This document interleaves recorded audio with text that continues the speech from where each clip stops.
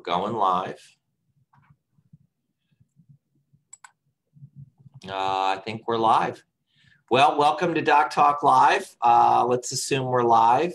I am joined by Dr. April Maddux. April's in her office. I'm in my office.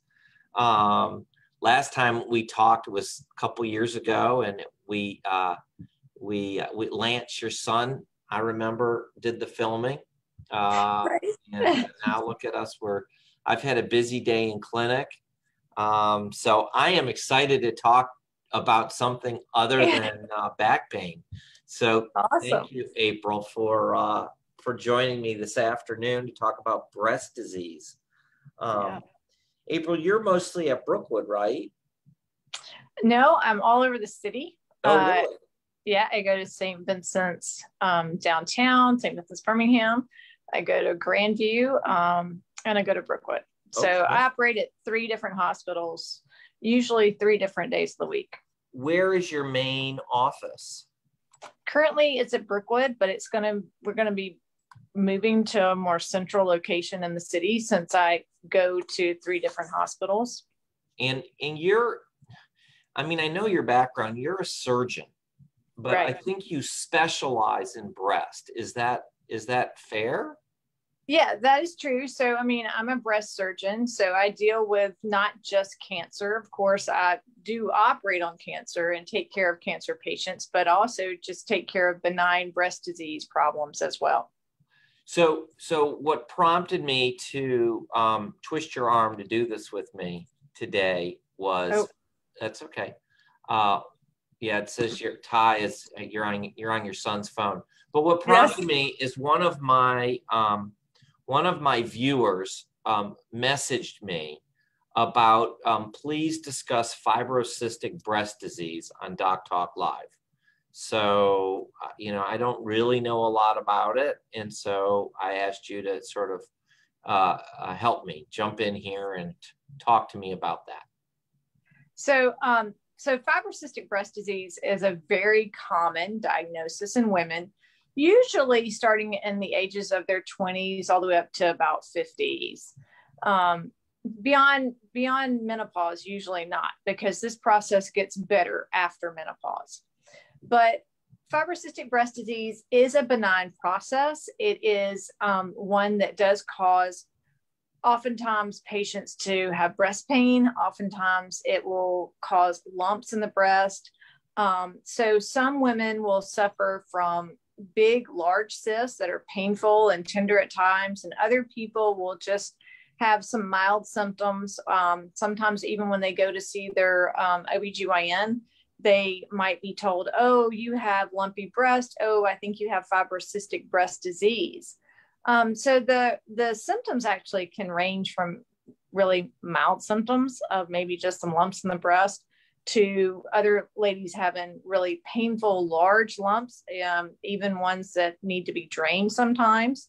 But it is a benign process. It is one that can complicate things, and that is dirty the waters, so to speak, where it makes it more difficult to tell, does somebody have a breast cancer or not, because they're feeling a mass. Something's new that wasn't there before.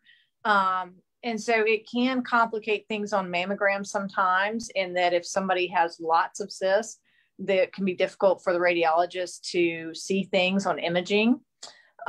So it is a common disease, and there really is not any wonderful cure for it.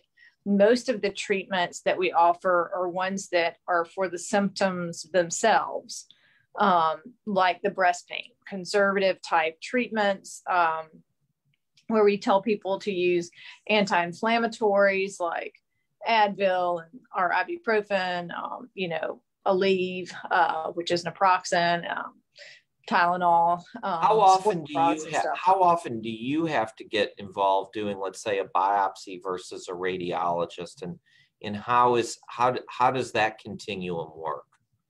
So traditionally with fibrocystic breast disease, if somebody is feeling a lump, the first thing we do usually is an ultrasound, because an ultrasound is going to determine if that is a cyst or is that as solid lesion. If it's a solid lesion, then it is usually something that is going to need a biopsy. If it is fluid-filled cyst, it is one that we will not traditionally biopsy at all. We'll say, oh, it's a cyst, leave it alone. Unless there is something peculiar. Sometimes you'll get something might be called like a complex cyst where it's hard to determine. They may say biopsy it, or they may say come back and recheck this in 3 to 4 months and let's repeat the ultrasound. Got it. And so when do you get involved exactly? Do you do the ultrasound yourself, or? Yes, I ultrasound in my office every day. It's like my main tool besides my, exam, besides a physical exam. My ultrasound is basically my most, like a stethoscope to a cardiologist. Are you doing ultrasound guided biopsies in your office as well? I do ultrasound guided biopsies in my office when I need to, but yes, I do them almost every day. And let's shift gears a little bit. Can you tell me a little bit about what's new in breast cancer?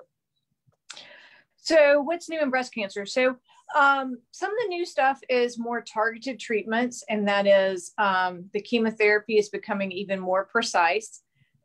We are doing a lot more neoadjuvant chemotherapy first, where we give the chemo first and shrink the tumors to see the response and measure that response.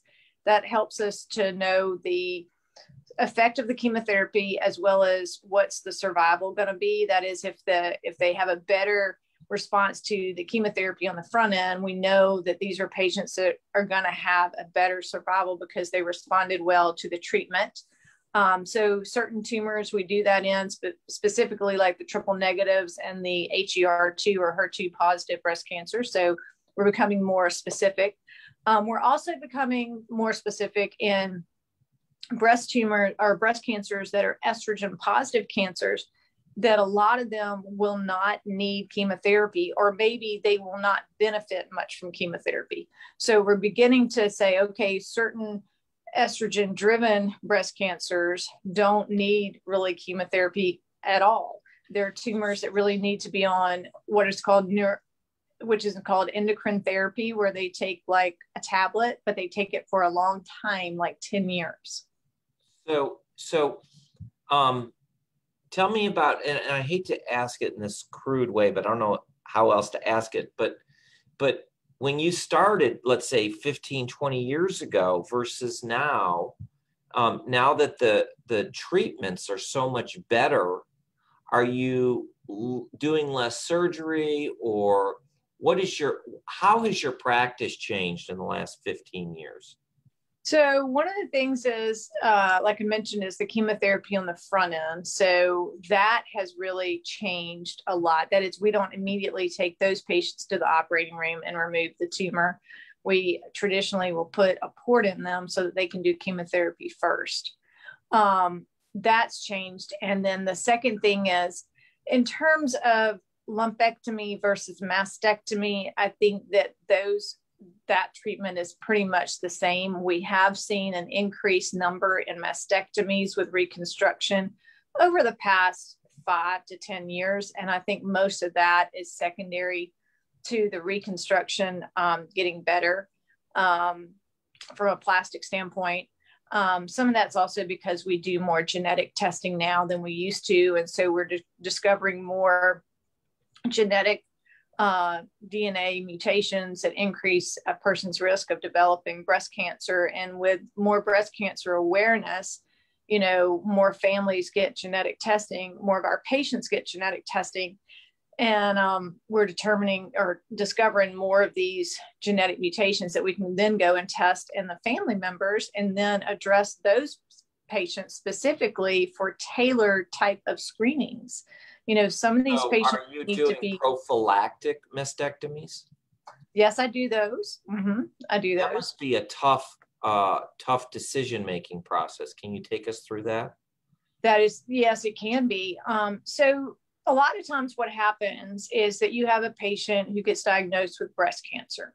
And as you take their family history, you say, this patient needs genetic testing. There's a family history here. And maybe it's not just breast. Maybe there's a family history of colon, or maybe it's pancreatic, but there's something within the family that, we ought to do some testing and just see, is there a gene mutation?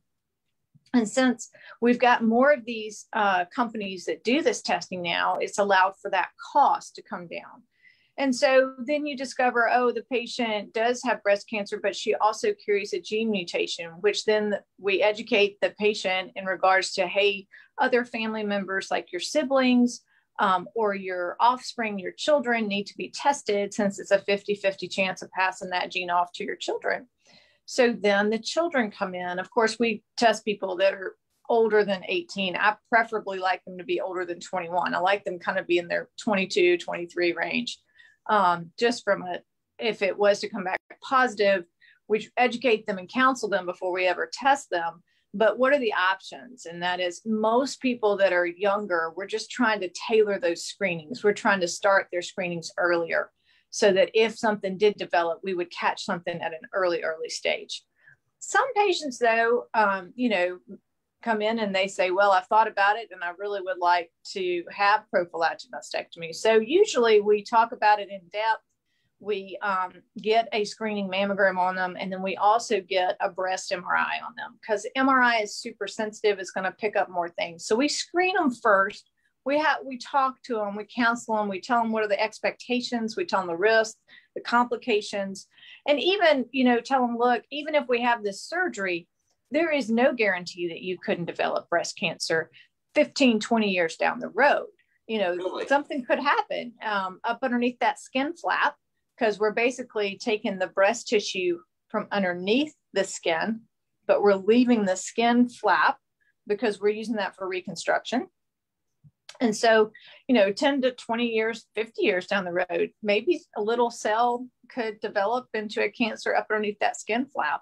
Now, what are the chances? The chances are usually going to be less than 5%, but we can never give that 100% guarantee that, because you had this surgery, you'll never develop breast cancer. So we do give them realistic expectations that we're decreasing our chances the most that we can, but it's never going to be, 0, And if somebody has had breast augmentation, is it harder to diagnose breast cancer down the road? Does that affect anything? No, what happens is it's a little more difficult on imaging, and that is for the radiologist. It can be a little more difficult when they're looking at the tissue, if somebody's had implants. But on exam, it's really not that difficult, because what happens on exam is the implant is either placed behind the muscle or on top of the muscle, either way, but it's pushing the fibroglandular breast tissue forward. So if somebody develops a mass, actually, it's much easier to feel it because the implant's pushing that forward. What is more difficult is usually the radiologist. It can be a little more difficult on imaging with implants. But a lot of those ladies are going to have dense breast tissue anyway if they've had an augmentation, because those are ladies that usually have smaller breasts, and smaller breasted women just basically don't have as much fat distribution in the breast. They're more fibrous than the fat. And so fibrous tissue is harder to image than fat.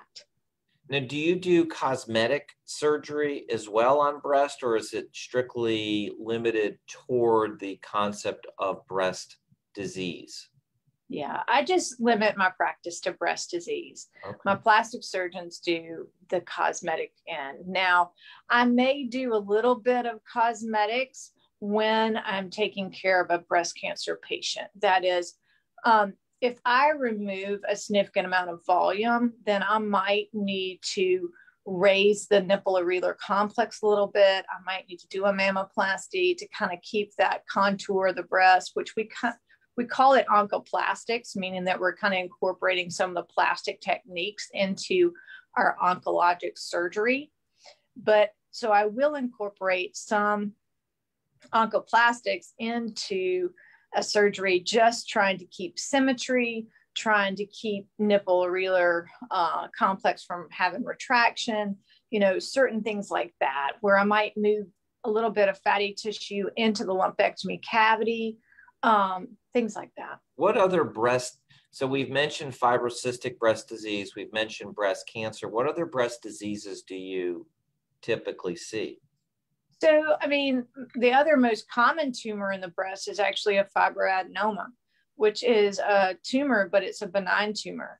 And they commonly are seen in, they start about teenagers and they go on up. So they're commonly seen in your 20-year-olds, really. But fibroadenomas are actually the most common tumor in the breast. And I see a lot of those day in and day out. Most of those we manage just by watching or observation with ultrasound. We do a core biopsy on them to confirm that it is a fibroadenoma. And typically we watch them by ultrasound just to make sure that they're not changing or growing rapidly. There is an odd tumor called a Phalloides tumor that some of them will look like a fibroadenoma, but a Phalloides tumor is more like a sarcoma. You have any picture? Oh, you're on your phone, aren't you? I'm on my phone. Oh, okay. Yes. Otherwise, I'd get you to share some images for me of these various pathologies. How do people find you, April? I'm sure we'll put it up on the website, but just how do they find you in town?